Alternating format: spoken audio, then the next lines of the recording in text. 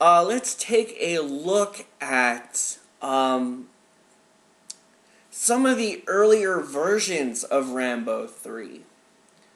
Because tonight is a lot about the history of Rambo 3. So let's take a look at some of the many different versions of Rambo 3 that we almost got that were to come out. These are fascinating because they're all very different in their own right. I'm going to exclude the middle scripts. We're gonna talk about David Morrell's novelization, which was from one of the later scripts. But the scripts between that script and the Rambo 3 that we got, we're gonna not, like the Sheldon Litch, I think, we're not gonna really delve into too much of that, but we're gonna delve into David Morrell's Rambo 3 script, because he actually wrote the original version for Rambo 3, which was completely different. We're going to take a look at that, and we're going to take a look at what came later down the line that would equal out to Rambo of Arabia, the novelization for Rambo 3, which was also very, very, very different. I would say 80% different than what we saw on screen. Whereas the first one didn't even have, the first one we're looking at didn't even have the same plot. This one has kind of the same plot, but a lot of deeper meaning, very deeper meaning to it. While we go through this, I'm going to give my 2 cents. I'm not going to go too in-depth because I really want you to read it for yourself. I'm going to give you the overall spoilers, but it's like we did the last time, you know, when we did Rambo of the Apes, so it's kind of just skimming the surface. Once you read the book, there's like 55 deeper layers into it that, you know, are completely, you know, unfathomable. Like, you're not going to really get those elements from this review. So you have, even when we get to the Rambo of Arabia extended book part. So to get that knowledge, you're going to have to go buy it. You're going to have to go buy Rambo, the novelization for Rambo 3, aka Rambo of Arabia. And there's, like I will discuss, there's reissues coming. So we're going to talk a bit about, we're gonna go into the novel, and we're going to talk about these various things. So let's take a look at the novel for Rambo 3, which paints a gigantic picture of the time and the era, the epoch, the everything, the mist and the shroud behind Rambo 3, which in my opinion is better than the movie we got. I love Rambo 3, don't get me wrong, one of my favorite movies of all time, but I love David Morrell's novel more, in a certain way. It's very much more back to the Rambo from First Blood, and the Rambo we'll eventually see in Rambo 4. So let's take a look at all the different spectrums of the book and the story. So here we go. As well, you may note here that a lot of the themes to Rambo 3 are very, very, very religious, more than they touched upon in the film. This is an extremely religious movie. So I'd just like to make that point. So now, let us enter Scripture, as it were. Rewind your clocks back to 1987.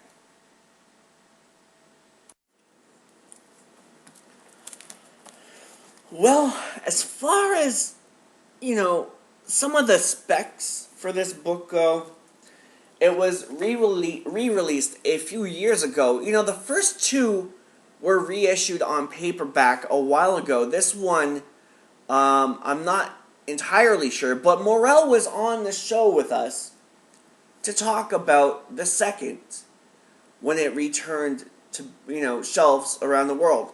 First Blood is actually being reissued again in a few days.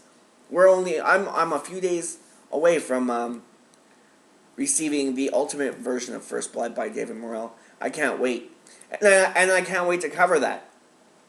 But I think the third installment is coming back in 2017, and Rambo of the Apes is coming back next year in these super huge, gargantuan, over-the-top, brand new, revamped, super deluxe versions of the trilogy. Now, and they're at Gauntlet Press, by the way, so you should check that out. Now, standard versions are all available on Kindle, and that's about $18 to get. And let me tell you, that's 24 hours of non-stop, alternate, adrenaline-filled versions of Rambo, of the whole trilogy, by the creator himself, in a steal of a deal, like hands down.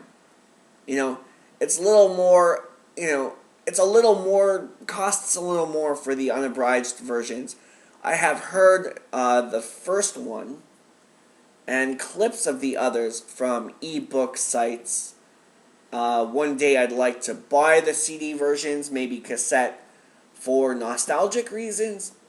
Eric G. Dove is such a great voice actor and reader, and I loved what he's done with everything that I've been presented with here. He was amazing doing the First Blood reading. So, and the other clips I've heard so far, I love them. So check out Gauntlet Press and Kindle for the reissues. The Kindle version is so great in every way imaginable, and depending, if you have like the actual Kindle apparatus, you can just turn on the closed captioning, and the book will just read it to you. The book will just read itself to you. You can just stick your headphones in, lie back, and relax. However, the only thing I didn't like about this was the Kindle version on the iPad. When I try to listen to it on the iPad, it does not give you that feature. You can only read it. So, if you're going on this from the iPad standpoint, without the Kindle apparatus, if you have the iPad and you download it, technically to me it feels like you're only getting half, because you download it and you only got the actual book to read. You can't listen to it unabridgedly through the closed captioning. In fact, when I tried, it told me I had to buy the book in audiobook format. So it's a win if you get it straight for the Kindle, because you got everything right off the bat, and it's a little bit of a loss if so with the iPad. So maybe iPad wants to fucking change that, because that definitely hampers how I use Kindle through the iPad.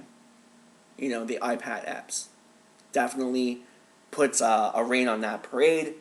And I do not, I do, think that you should get it for iPad, but I don't, because, you're going to have to pay for it, and you're only going to get half of the features. So stick to the Kindle version, or stick to the Kindle version is what I'm trying to say here, people.